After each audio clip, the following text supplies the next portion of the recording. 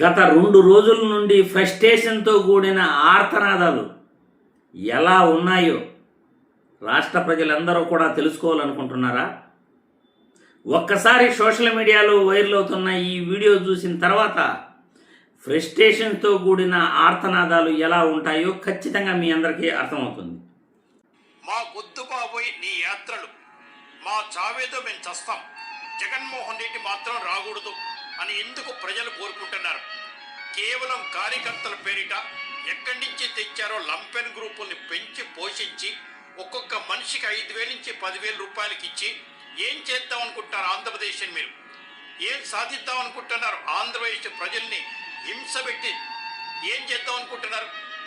అసలు జగన్మోహన్ రెడ్డి నిన్న చేసిన విధ్వంసం ప్రపంచం మొత్తం నివ్వెరపోతోంది. నిజంగా కేంద్ర ప్రభుత్వానికి కూడా నివేదికలు పంపారు. ఈ రోజున కేంద్ర హోంశాఖ మంత్రి కూడా ఇలాంటి విధ్వంసాన్ని ఊరుకోవద్దు, పదే కేసులు పెట్టండి, ఒకవేళ పోలీసులు వద్దన్నా కనుక వస్తే పోలీసులు విత్డ్రా చేసేయండి.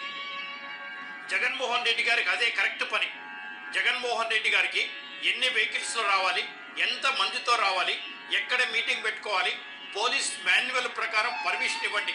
ఆ పర్మిషన్ కనుక ఉల్లంఘిస్తే కోర్టుకి నేరుగా చెప్పేయండి. మా వల్ల కాదు, లా అండ్ ఆర్డర్ ప్రాబ్లం ఆపడం మా తరం కాదు, వాళ్ళు బ్యారికేడ్స్ తోసుకొని వచ్చేస్తున్నారు, రో పార్టీని తోసుకొని వచ్చేస్తున్నారు, ఎవరో ఒకరిని చంపేసి law and order problem create చేద్దామని జగన్మోహన్ రెడ్డి బ్యాచ్ అనుకుంటోంది అని నేరుగా కోర్టు కూడా చెప్పేయండి సార్. ఆ కోర్టు పర్మిషన్ ఇస్తే కూడా అప్పుడు మీకు సంబంధం లేదు. పోలీసులు విత్డ్రా అయిపోతే జగన్మోహన్ రెడ్డి ఎక్కడికి వెళ్ళడు. వారి పేటీఎం ఛానల్స్ ఏదో ప్రసారం చేసుకుంటాయి కానీ మిగతా వాళ్ళకి ఇబ్బంది లేదు. మీ జనాలు చూసి మీరే భయపడాలి, ప్రజలే భయపడాలి, ఏపీ ప్రజలు భయపడాలి, వారి దుర్గతిని చూసి ప్రపంచం భయపడాలి. జనాలు ఎక్కువ, ఓట్లు తక్కువ.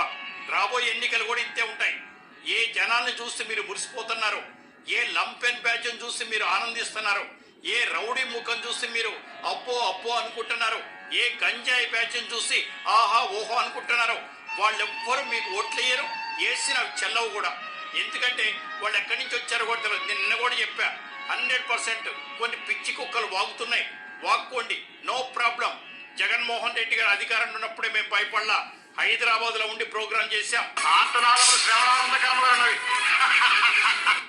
చూసినారుగా, సోషల్ మీడియాలో ఈ ఆర్తనాదాలు విన్న తర్వాత మీరందరూ ఏమనుకుంటున్నారో ఒక్కసారి సోషల్ మీడియాలో వైరల్ అవుతున్న వీడియోపై కామెంట్లు పెట్టండి.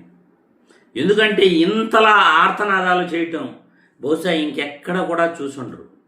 జగన్మోహన్ రెడ్డికి వస్తున్న జనాలందరూ కూడా గంజాయి బ్యాచ్ అంట. గంజాయి బ్యాచే జగన్మోహన్ రెడ్డి సభలకు వస్తున్నారట.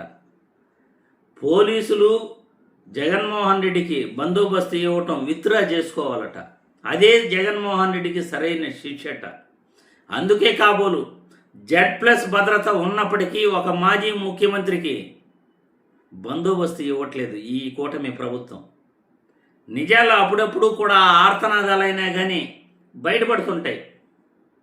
ఈ ఆర్తనాదాల రూపంలోనే నిజాలు కూడా ఈ ప్రభుత్వం ఏం చేస్తూ ఉండేది అనేది బయటపడుతుంది. ఈ కూటమి ప్రభుత్వం యొక్క పరిపాలన చూసిన తర్వాత, అయ్యా జగన్మోహన్ రెడ్డి గారు మీరే కావాలి మాకు, మీ పరిపాలనే చాలా బాగుండేది, ఇటువంటి పరిపాలన మేము ఎప్పుడూ కూడా చూడలేదు, ఎన్నికల్లో ఇచ్చిన హామీ ఇవ్వకుండా ఇచ్చి అధికారంలోకి వచ్చిన తర్వాత 2 చేతులు పైకెత్తేసి మెడికల్ కాలేజీలు లేవు, ఆరోగ్యశ్రీ లేదు, సచివాలయ వ్యవస్థ లేదు, వాలంటీర్ వ్యవస్థ లేదు, రైతు భరోసా కేంద్రాలు లేవు, సంక్షేమ పథకాలు లేవు, నిరుద్యోగ భృతి లేదు, 1 కాదు 2 కాదు, కనీసం ఫీజు రీయింబర్స్మెంట్ కూడా లేదు విద్యార్థులకి. ఇవన్నీ ఇవ్వకపోగా రాష్ట్రంలో శాంతి భద్రతలు అస్సలు లేవు. అస్సలు శాంతి భద్రతలు లేవు. ఇటువంటి పరిపాలన చూసి ప్రజలు తండోపతండాలుగా జగన్మోహన్ రెడ్డి ఎక్కడికి వస్తా ఉన్నా ఆయన దగ్గరికి వెళ్తూ ఉంటే, శ్రీలంక నుండి వచ్చారు, లేకపోతే ఎక్కడి నుండో తెప్పించుకున్నారు, గంజాయి బ్యాచ్ అంటూ ప్రజల్ని వీళ్ళు అవమానిస్తున్న తీరు చూస్తూ ఉంటే ప్రజలు ఎలా వీళ్ళకి బుద్ధి చెప్పాలి, ఏమని బుద్ధి చెప్పాలి మీరే కామెంట్ల రూపంలో తెలియజేయండి.